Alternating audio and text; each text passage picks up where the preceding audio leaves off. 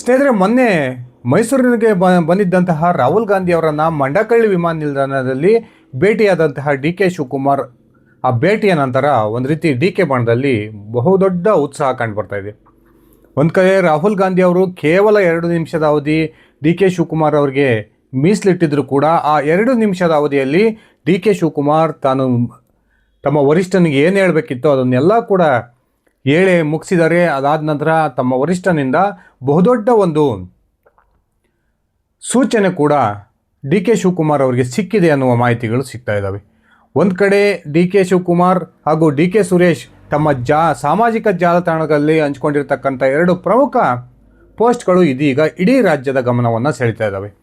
ಒಂದು ಕಡೆ D K Shivakumar ಈ ಹಿಂದೆ ಸೋನಿಯಾ ಗಾಂಧಿ ಅವರನ್ನು ದೆಹಲಿಯಲ್ಲಿ ಭೇಟಿಯಾಗಿ ಬಂದ ನಂತರ ಒಂದು ಪೋಸ್ಟನ್ನು ತಮ್ಮ ಸಾಮಾಜಿಕ ಜಾಲತಾಣದಲ್ಲಿ ಹಂಚ್ಕೊಂಡಿದ್ರು. ನನ್ನ ಪ್ರಯತ್ನ ಫಲ ಕೊಡದೆ ಹೋದರೂ ಕೂಡ ನನ್ನ ಪ್ರಾರ್ಥನೆ ಫಲ ಕೊಟ್ಟೇ ಕೊಡುತ್ತೆ ಅನ್ನುವ ಒಂದು ಪೋಸ್ಟನ್ನು ಈ ಹಿಂದೆ ಡಿ ಕೆ ಶಿವಕುಮಾರ್ ಹಂಚ್ಕೊಂಡಿದ್ರು. ಈಗ ಮತ್ತೆ ಡಿ ಕೆ ಶಿವಕುಮಾರ್ ಅದೇ ಪೋಸ್ಟನ್ನು ಮತ್ತೊಮ್ಮೆ ತಮ್ಮ ಸಾಮಾಜಿಕ ಜಾಲತಾಣದಲ್ಲಿ ಹಂಚ್ಕೊಳ್ಳೋದ್ರ ಮೂಲಕ ಡಿ ಕೆ ಶಿವಕುಮಾರ್ ಅವರ ಪ್ರಾರ್ಥನೆ ನಿಜಕ್ಕೂ ಕೂಡ ಫಲ ಕೊಡ್ತಾ ಅನ್ನುವ ಪ್ರಶ್ನೆಗಳನ್ನು ಹುಟ್ಟಾಕಿದೆ. ಇನ್ನೊಂದು ಕಡೆ ಡಿ ಕೆ ಶಿವಕುಮಾರ್ ಅವರ ಸಹೋದರ ಡಿ ಕೆ ಸುರೇಶ್ ಕೂಡ ಒಂದು ಪೋಸ್ಟನ್ನು ಹಂಚ್ಕೊಂಡಿದ್ದಾರೆ. ಆ ಪೋಸ್ಟ್ ಕೂಡ ಬಹುದೊಡ್ಡ ಒಂದು ಗಮನವನ್ನು ರಾಜ್ಯದ ಜನತೆಯನ್ನು ಸೆಳೀತಾ ಇದೆ. ಈ ಇಬ್ಬರು ಸಹೋದರರು ಹಂಚ್ಕೊಂಡಿರ್ತಕ್ಕಂಥ ಈ ರೀತಿಯ ಒಂದು ಪೋಸ್ಟ್ಗಳು ನಿಜಕ್ಕೂ ಕೂಡ ಮುಖ್ಯಮಂತ್ರಿಯ ಎಡೆಗೆ ಡಿ ಕೆ ಶಿವಕುಮಾರ್ ಹೆಜ್ಜೆ ಹಾಕೋದ್ರಲ್ಲಿ ಸಫಲರಾದ್ರ ಅನ್ನುವ ಒಂದು ರೀತಿಯ ಪ್ರಶ್ನೆಗಳನ್ನು ಹುಟ್ಟಾಕಿದೆ. ಆ ಮೈಸೂರಿನಲ್ಲಿ ರಾಹುಲ್ ಗಾಂಧಿ ಅವರನ್ನು ಡಿ ಕೆ ಶಿವಕುಮಾರ್ ಭೇಟಿಯಾಗಿದ್ದರು. ಆ ಭೇಟಿಯ ಸಂದರ್ಭದಲ್ಲಿ ಡಿ ಕೆ ಶಿವಕುಮಾರ್ ರಾಹುಲ್ ಗಾಂಧಿ ಅವರಿಗೆ ಏನೆಲ್ಲ ವಿಚಾರಗಳನ್ನು ಕನ್ವಿನ್ಸ್ ಮಾಡಿದರು.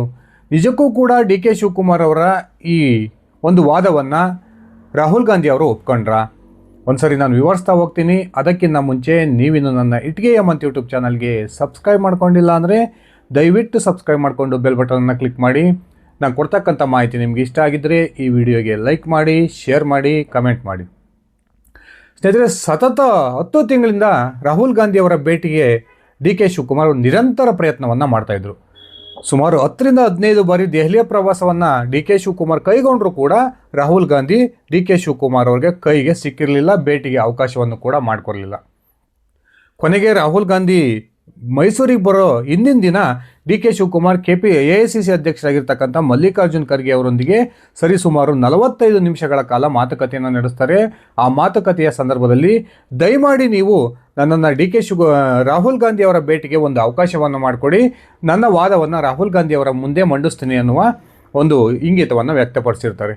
ಕೊನೆಗೆ ಡಿ ಕೆ ಶಿವಕುಮಾರ್ ಅವರಿಗೆ ರಾಹುಲ್ ಗಾಂಧಿ ಅವರ ಭೇಟಿಗೆ ಅವಕಾಶ ಮೈಸೂರಿನ ಮಂಡಕಳ್ಳಿ ವಿಮಾನ ನಿಲ್ದಾಣದಲ್ಲಿ ಸಿಕ್ತು. ಅದು ಕೂಡ ಕೇವಲ 2ರಿಂದ 3 ನಿಮಿಷದ ಅವಧಿ. ಮೊದಲು ರಾಹುಲ್ ಗಾಂಧಿ ಸಿದ್ದರಾಮಯ್ಯ ಮತ್ತು ಡಿ ಕೆ ಶಿವಕುಮಾರ್ ಅವರನ್ನು ಜೊತೆಗೆ ನಿಲ್ಲಿಸ್ಕೊಂಡು ಒಂದೆರಡು ನಿಮಿಷ ಮಾತಾಡ್ತಾರೆ. ಅದಾದ ನಂತರ ಡಿ ಕೆ ಶಿವಕುಮಾರ್ ಹಾಗೂ ಸಿದ್ದರಾಮಯ್ಯನವರನ್ನು ಪ್ರತ್ಯೇಕವಾಗಿ ಕರೆದು ಮಾತನಾಡೋದ್ರ ಮೂಲಕ ಒಂದು ರೀತಿ ಅಚ್ಚರಿಯನ್ನು ತಂದಿದ್ರು. ಈ 2ರಿಂದ 3 ನಿಮಿಷದ ಅವಧಿಯಲ್ಲಿ ಡಿ ಕೆ ಶಿವಕುಮಾರ್ ಏನೆಲ್ಲ ವಿಚಾರಗಳನ್ನು ರಾಹುಲ್ ಗಾಂಧಿ ಅವರ ಮುಂದೆ ಹಂಚ್ಕೊಂಡ್ರು ಅನ್ನುವ ಕುತೂಹಲವಂತೂ ಉಟ್ಕೊಂಡಿದೆ. ಸಾಕಷ್ಟು ಮಾಧ್ಯಮಗಳು ಡಿ ಕೆ ಶಿವಕುಮಾರ್ಗೆ ಈಗಾಗಲೇ ರಾಹುಲ್ ಗಾಂಧಿ ಅವರಿಂದ ಒಂದು ಶುಭ ಸುದ್ದಿ ಸಿಕ್ಕಿದೆ, ರಾಹುಲ್ ಗಾಂಧಿ ಏನು ಸಂಕ್ರಾಂತಿಯ ನಂತರ ನಿಮ್ಮನ್ನು ನಾವು ರಾಜ್ಯದ ಮುಖ್ಯಮಂತ್ರಿ ಆಗ್ತೀನಿ ಮಾಡ್ತೀವಿ ಅನ್ನುವ ಹೇಳಿಕೆಯನ್ನು ಕೊಟ್ಟಿದ್ದಾರೆ ಅನ್ನುವ ಸುದ್ದಿಗಳನ್ನು ಪ್ರಸಾರ ಮಾಡ್ತಾ ಇದ್ದಾವೆ. ಆದರೆ ನಿಜಕ್ಕೂ ಕೂಡ ಡಿ ಕೆ ಶಿ ಮತ್ತು ರಾಹುಲ್ ಗಾಂಧಿ ಅವರ ನಡುವೆ ಕೇವಲ ಸಣ್ಣ ಒಂದು ಮಾತುಕತೆ ಏನು ನಡೆದಿರ್ಬೋದು?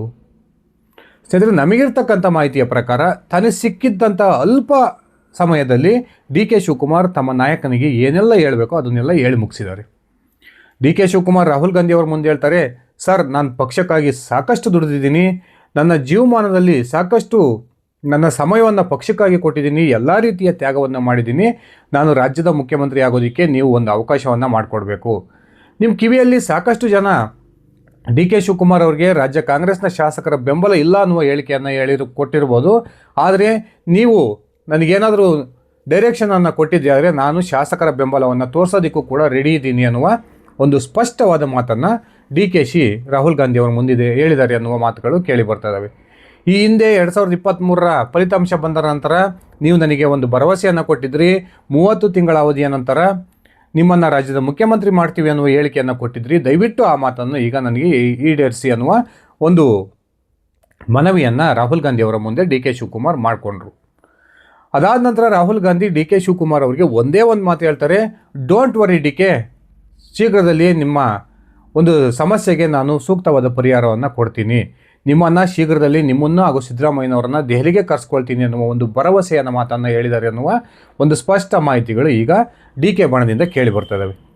ಯಾವಾಗ ರಾಹುಲ್ ಗಾಂಧಿ ಅವರಿಂದ ಈ ರೀತಿಯ ಒಂದು ಭರವಸೆ ಸಿಕ್ತೋ ಅದಾದ ನಂತರ ಡಿ ಕೆ ಒಂದು ನಿವಾಸದಲ್ಲಿ ಸಾಕಷ್ಟು ರಾಜಕೀಯ ಚಟುವಟಿಕೆಗಳು ಗರಿಗೆದರಿದ್ದಾವೆ. ಒಂದು ಕಡೆ ಡಿ ಕೆ ಸಹೋದರ ಡಿ ಕೆ ಸುರೇಶ್ ಒಂದು ಪೋಸ್ಟನ್ನು ಮಾಡ್ತಾರೆ. ಆ ಪೋಸ್ಟ್ ಕೂಡ ಸಾಕಷ್ಟು ಗಮನವನ್ನು ಸೆಳೆಯುತ್ತೆ. ಯಶಸ್ಸಿನ ಒಂದು ಮೊದಲ ಹೆಜ್ಜೆ ಪ್ರಯತ್ನದ ನಿರಂತರವಾದ ಒಂದು ಸಾಧನೆಯ ಯಶಸ್ಸು ಅನ್ನುವ ಪೋಸ್ಟನ್ನು ಮಾಡೋದ್ರ ಮೂಲಕ ನಿಜಕ್ಕೂ ಕೂಡ ತಾವು ರಾಜ್ಯದಲ್ಲಿ ಅಂದ್ಕೊಂಡಿದ್ದನ್ನು ಡಿ ಕೆ ಸಹೋದರರು ಸಾಧಿಸೇ ಬಿಟ್ರ ಅನ್ನುವ ಪ್ರಶ್ನೆಗಳನ್ನು ಹುಟ್ಟಾಕಿದೆ. ಒಂದು ಕಡೆ ಸಿದ್ದರಾಮಯ್ಯನವರಿಗೆ ಏನು ಸಚಿವ ಸಂಪುಟದ ಪುನರ್ರಚನೆಗೆ ರಾಹುಲ್ ಗಾಂಧಿ ಅವರು ಬ್ರೇಕ್ ಹಾಕಿದ್ದಾರೆ ಅನ್ನುವ ಮಾಹಿತಿಗಳು ಸಿಗ್ತಾ ಇದ್ದು, ಸ್ವತಃ ಸಿದ್ದರಾಮಯ್ಯನವರು ಮಾಧ್ಯಮಗಳ ಮುಂದೆ ರಾಹುಲ್ ಗಾಂಧಿ ಅವರನ್ನು ಭೇಟಿಯಾದ ನಂತರ ಒಂದು ಹೇಳಿಕೆಯನ್ನು ಕೊಡ್ತಾರೆ, ರಾಜ್ಯದಲ್ಲಿ ಯಾವುದೇ ರೀತಿಯ ಸಚಿವ ಸಂಪುಟ ಪುನರ್ರಚನೆ ಇಲ್ಲ ಅನ್ನುವ ಮಾತು. ಆ ಒಂದು ನಿಟ್ಟಿನಲ್ಲಿ ನೋಡೋದಾದರೆ ನಿಜಕ್ಕೂ ಕೂಡ ಡಿ ಕೆ ಶಿವಕುಮಾರ್ ಅವರ ಕೈ ಮೇಲಾಗಿದೆ ಅಂತಲೇ ಹೇಳ್ಬೋದು.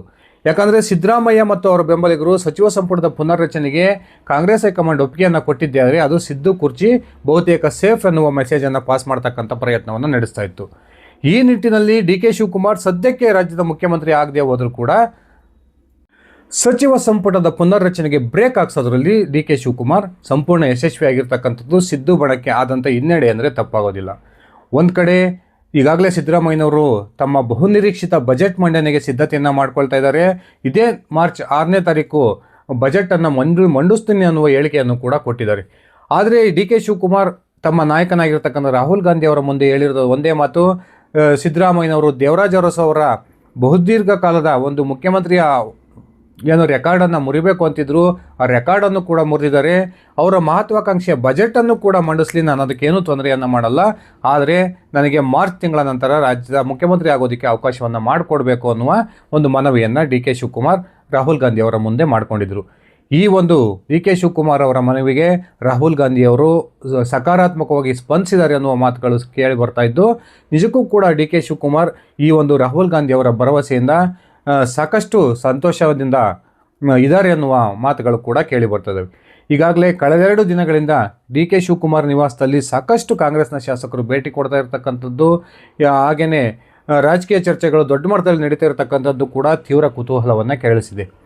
ಇನ್ನೊಂದು ಕಡೆ ಸಿದ್ದರಾಮಯ್ಯ ಒಂದು ಮಾತನ್ನು ಮಾಧ್ಯಮಗಳ ಮುಂದೆ ಸ್ಪಷ್ಟವಾಗಿ ಹೇಳಿದರು, ನಾಯಕತ್ವ ಬದಲಾವಣೆ ವಿಚಾರಕ್ಕೆ ಸಂಬಂಧಪಟ್ಟಂತೆ ನನ್ನ ಮತ್ತು ಡಿ ಕೆ ಶಿವಕುಮಾರ್ ನಡುವೆ ಯಾವುದೇ ಒಂದು ಗೊಂದಲ ಇಲ್ಲ. ಯಾರೋ ಮಾಹಿತಿ ಇಲ್ಲದಂತಹ ಕೆಲವು ಶಾಸಕರು ಈ ರೀತಿ ಹೇಳಿಕೆಯನ್ನು ಮಾಧ್ಯಮಗಳ ಮುಂದೆ ಕೊಡ್ತಾ ಇದ್ದಾರೆ. ನಾವು ಕಾಂಗ್ರೆಸ್ ಹೈಕಮಾಂಡ್ ಯಾವನ್ನ ನಿರ್ಧಾರವನ್ನು ತೆಗೆದುಕೊಳ್ಳುತ್ತೋ ಅದಕ್ಕೆ ಬದ್ಧವಾಗಿರ್ತೀವಿ ಅನ್ನುವ ಹೇಳಿಕೆಯನ್ನು ಕೊಡೋದ್ರ ಮೂಲಕ ರಾಜ್ಯದ ನಾಯಕತ್ವ ಬದಲಾವಣೆಗೆ ಈಗ ಒಂದು ರೀತಿಯ ತಿರುವು ಸಿಕ್ಕಿದೆ ಅಂತಲೇ ಹೇಳ್ಬೋದು. ಒಂದು ಕಡೆ ಡಿ ಕೆ ಸಹೋದರರು ತಮ್ಮ ಸಾಮಾಜಿಕ ಜಾಲತಾಣಗಳಲ್ಲಿ ಹಂಚಿಕೊಂಡಿರ್ತಕ್ಕಂಥ ಪೋಸ್ಟ್ಗಳು ಸಾಕಷ್ಟು ಕುತೂಹಲವನ್ನು ಕೇಳಿಸ್ತಿದ್ರೆ, ಇನ್ನೊಂದು ಕಡೆ ಸಿದ್ದರಾಮಯ್ಯ ಯಾವುದೇ ಕಾರಣಕ್ಕೂ ರಾಜ್ಯದ ಸಚಿವ ಸಂಪುಟಕ್ಕೆ ಪುನರ್ರಚನೆ ಇಲ್ಲ ಅನ್ನುವ ಹೇಳಿಕೆಯನ್ನು ಕೊಡೋದ್ರ ಮೂಲಕ ಬಹುತೇಕ ರಾಹುಲ್ ಗಾಂಧಿ ಶೀಘ್ರದಲ್ಲಿಯೇ ಈ ಇಬ್ಬರೂ ನಾಯಕರನ್ನು ದೆಹಲಿಗೆ ಕರೆಸ್ಕೊಳ್ಳೋದ್ರ ಮೂಲಕ ರಾಜ್ಯದ ನಾಯಕತ್ವ ಬದಲಾವಣೆ ವಿಚಾರಕ್ಕೆ ಉಂಟಾಗಿರ್ತಕ್ಕಂಥ ಗೊಂದಲಕ್ಕೆ ಬ್ರೇಕ್ ಆಗ್ತಕ್ಕಂಥ ಸಾಧ್ಯತೆಗಳು ಕಂಡು ಬರ್ತಾ ಇದ್ದಾವೆ. ಆ ಮೂಲಕ ಡಿ ಕೆ ಶಿವಕುಮಾರ್ರ ಬಹುದಿನಗಳ ಕನಸು ಈಡೇರಬಹುದು ಅನ್ನುವ ಮಾಹಿತಿಗಳು ಕೂಡ ನಿನ್ನೆಯಿಂದ ನಡೀತಿರ್ತಕ್ಕಂಥ ರಾಜಕೀಯ ಬೆಳವಣಿಗೆಗಳನ್ನು ಸೂಕ್ಷ್ಮವಾಗಿ ಗಮನಿಸಿದರೆ ಕಂಡು ಬರ್ತಾ ಇದೆ. ಕಾದು ನೋಡೋಣ ಸ್ನೇಹಿತರೆ, ನಿಜಕ್ಕೂ ಕೂಡ ಸಿದ್ದರಾಮಯ್ಯನವರು ಅಷ್ಟು ಸುಲಭವಾಗಿ ತಮ್ಮ ಅಧಿಕಾರವನ್ನು ಡಿ ಕೆ ಶಿವಕುಮಾರ್ಗೆ ಹಸ್ತಾಂತರ ಮಾಡ್ತಾರಾ, ಅಥವಾ ರಾಹುಲ್ ಗಾಂಧಿ ಅವರು ಒತ್ತಾಯಪೂರ್ವಕವಾಗಿ ಡಿ ಕೆ ಶಿವಕುಮಾರ್ ಅವರನ್ನು ಮುಖ್ಯಮಂತ್ರಿ ಸ್ಥಾನದಿಂದ ಕೆಳಗಿಳಿಸೋದ್ರ ಮೂಲಕ ಸಿದ್ದರಾಮಯ್ಯನವರನ್ನು ಮುಖ್ಯಮಂತ್ರಿ ಸ್ಥಾನದಿಂದ ಕೆಳಗಿಳಿಸೋದ್ರ ಮೂಲಕ ತನ್ನ ನಿಷ್ಠನಿಗೆ ಮಹತ್ವದ ಹುದ್ದೆಯನ್ನು ದೊರಕಿಸಿಕೊಡ್ತಾರಾ? ಈ ಒಂದು ವಿಚಾರವನ್ನು ಕುರಿತು ನಿಮ್ಮ ವೈಯಕ್ತಿಕ ಅಭಿಪ್ರಾಯವನ್ನು ಕಮೆಂಟ್ ಮಾಡಿ. ಧನ್ಯವಾದಗಳು ಸ್ನೇಹಿತರೆ, ಶುಭ ದಿನ.